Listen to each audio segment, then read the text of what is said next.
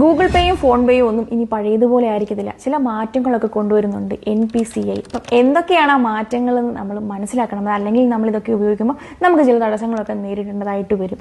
ഒന്നാമത്തെ മാറ്റം എന്ന് പറയുന്നത് UPI വഴി നമ്മളുടെ ബാങ്ക് ബാലൻസ് ഇനി മുതൽ നമുക്ക് ഒരു ദിവസത്തിൽ 50 തവണ മാത്രമേ ചെക്ക് ചെയ്യാൻ സാധിക്കത്തുള്ളൂ. രണ്ടാമത്തേതെന്ന് പറയുന്നത് നമ്മൾ നടത്തിയ പണമിടപാടിൻ്റെ സ്റ്റാറ്റസ് നമുക്ക് ഒരു ദിവസം 3 തവണ മാത്രമേ ചെക്ക് ചെയ്യാൻ സാധിക്കത്തുള്ളൂ.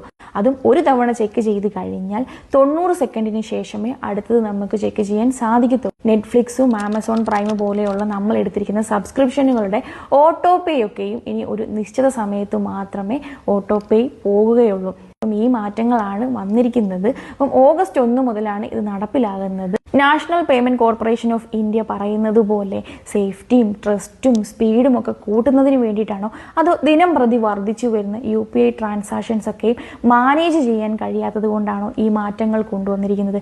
എന്താണ് നിങ്ങളുടെ അഭിപ്രായമെന്ന് കമന്റ് ചെയ്യുക.